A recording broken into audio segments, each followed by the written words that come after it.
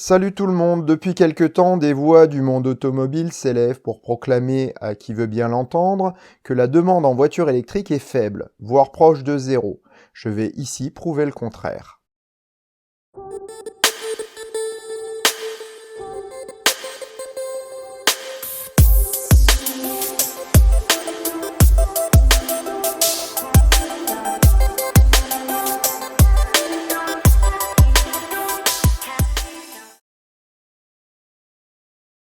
Avant de traiter le sujet principal du jour, voici quelques brèves. Le 26 juin dernier, Faraday Future a annoncé le licenciement de 650 personnes. Selon le porte-parole de l'entreprise John Schilling, il reste 350 personnes pour relancer l'entreprise.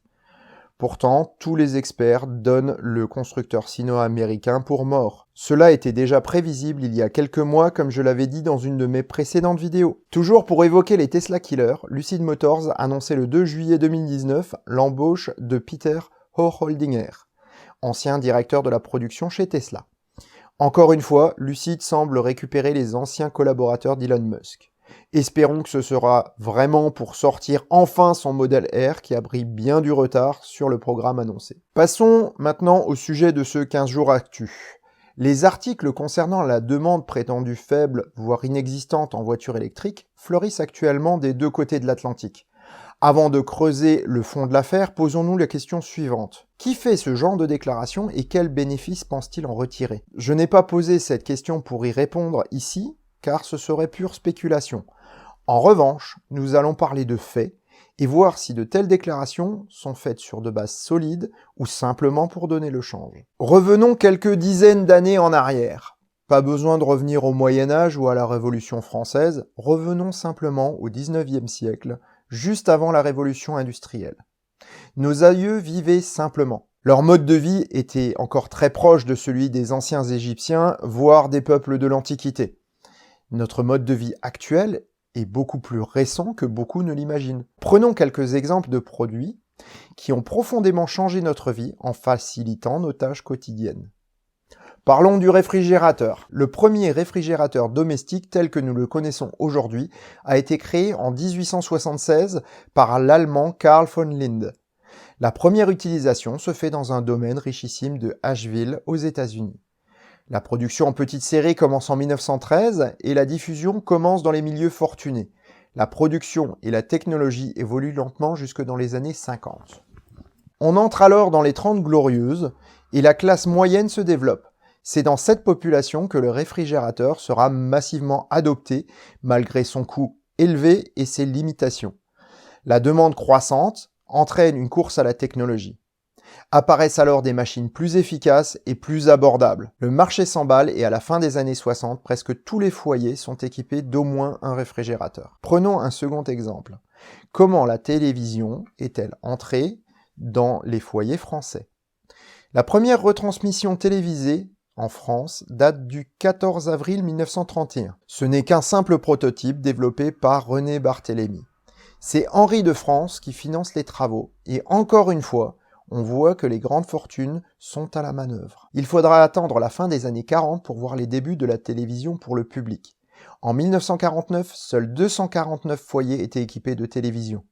Les programmes s'étoffent et les récepteurs se perfectionnent. Devenant meilleur marché, la télé entre dans les foyers de la classe moyenne. En 1952, 24 000 postes de télé sont recensés. En 1957, on en dénombre 683 200. Et en 1965, 40% de la population a un poste de télévision à la maison.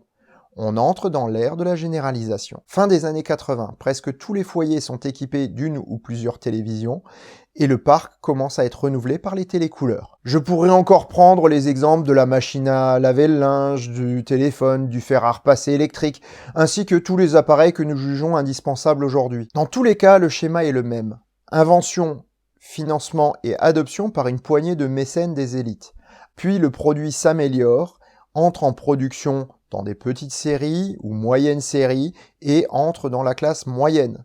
Puis production en masse et baisse des coûts pour arriver à une commercialisation pour toutes les bourses. Les esprits grincheux diront que je n'ai utilisé que l'exemple de produits nouveaux. Le marché automobile est différent car il comporte déjà un produit abordable pour tous, en neuf et en occasion. Pourtant, le système reste le même. Si on se penche sur un exemple similaire, on va pouvoir faire une corrélation, comme l'appareil photo. C'est après la Seconde Guerre mondiale que les appareils argentiques ont commencé à se répandre. Dans les années 80, presque tout le monde avait un appareil photo à la maison. Il y en avait de toutes sortes, des jetables ou compacts pas chers, aux réflexes haut de gamme. Il y en avait vraiment pour tout le monde. Lorsque les premiers appareils numériques sont créés, c'est à l'état de prototype entre 1975 et 1986. Les appareils sont lourds, peu efficaces, les images nettement moins belles que celles des appareils argentiques. En 1989 sort le Canon Xapshot. Sa définition est de 786 x 300 points. C'est juste ridicule par rapport à aujourd'hui, clairement. Même le moindre téléphone fait mieux. En 1991, Kodak et Nikon sortent des appareils mais à des prix prohibitifs. En 1994, la sortie de l'Apple QuickTake et du Logitech Photoman rendent le produit un peu plus abordable, mais toujours pas de très grande qualité. C'est en 1995 que les premiers appareils de bonne qualité sortent et les ventes s'envolent.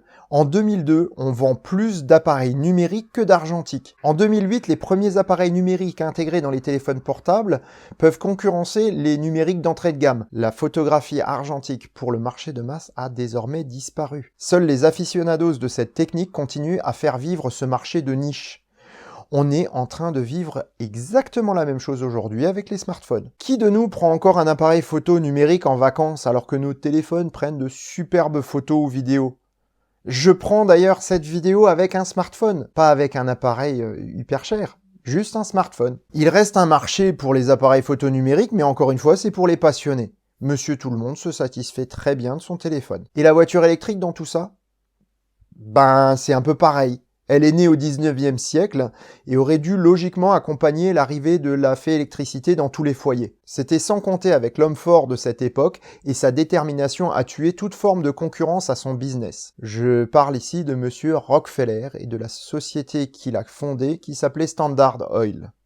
J'en ai déjà parlé dans une autre vidéo d'ailleurs. Alors que le réseau électrique se mettait en place dans les villes, Rockefeller rachetait toutes les sociétés d'omnibus qui étaient équipées de bus électriques, pour les remplacer par des parcs de véhicules à pétrole. Au début des années 1910, la Ford T était conçue pour rouler autant au pétrole qu'à l'alcool. Car en effet, dans les régions reculées, les stations essence n'existaient pas. Du coup, il n'y avait pas non plus d'électricité. Donc les voitures électriques étaient concentrées dans les villes. La méthode de Rockefeller a d'ailleurs payé puisque la voiture électrique est quasiment morte à cette époque.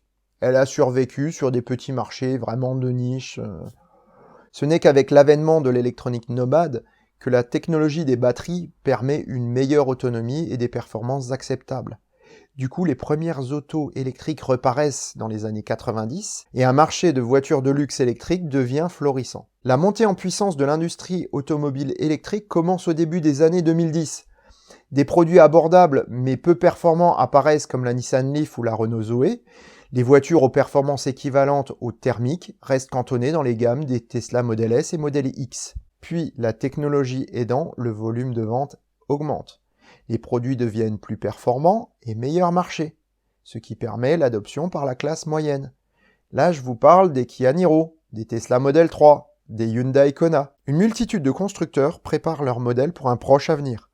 Les courbes de vente prennent le chemin des étoiles, tandis que les prix sont à la baisse, accompagnant une baisse des coûts liée à une production en grande série. Si on superpose les courbes d'adoption des produits dont nous avons parlé précédemment, je crois que les choses sont claires. Dire qu'il n'y a pas d'intérêt pour la voiture électrique n'a strictement aucun sens. L'intérêt pour un produit dépend du couple prix-avantage, mais aussi de certains facteurs subjectifs. On ne peut réellement savoir si un produit est attractif qu'en regardant ses courbes de vente, donc a posteriori. En revanche, on peut largement prédire une tendance grâce à l'historique des ventes passées. Et là, toute personne sensée ne pourra nier l'énorme demande pour une voiture électrique de qualité à un prix abordable. Les constructeurs automobiles ne s'y trompent d'ailleurs pas. Ils savent que leur avenir se joue maintenant. Si vous ne me croyez pas, demandez aux dirigeants de Kodak qui ont fait faillite en 2012 pour avoir sous-estimé l'importance du numérique, ou ceux de Nokia qui ont chuté après avoir raté le train du smartphone. Je terminerai cette vidéo par une phrase de Nicolas Hulot qui disait « Lorsque l'homme est passé de l'âge de pierre à l'âge de fer, ce n'est pas parce qu'il n'y avait plus de pierre. Il l'a fait parce que c'était mieux. Pour la voiture électrique, ce sera pareil. Nous, les actuels utilisateurs, y voyons les avantages malgré des inconvénients encore présents actuellement. Dans un proche avenir, la voiture électrique aura moins de contraintes que celle à pétrole et deviendra la norme. De plus, l'adoption de la voiture électrique bouleversera le monde à un point que nous ne faisons qu'entrevoir. Et cela dans tous les domaines. Mais cela est une autre histoire que je traiterai dans un futur épisode. Merci d'avoir suivi cette vidéo et je vous dis à bientôt. Bonne route, ciao! Si ça te plaît, mets un pouce bleu. Si ça te plaît vraiment, abonne-toi, clique sur la petite cloche. Et si ça te plaît vraiment, eh ben partage partout ce que tu peux. Merci!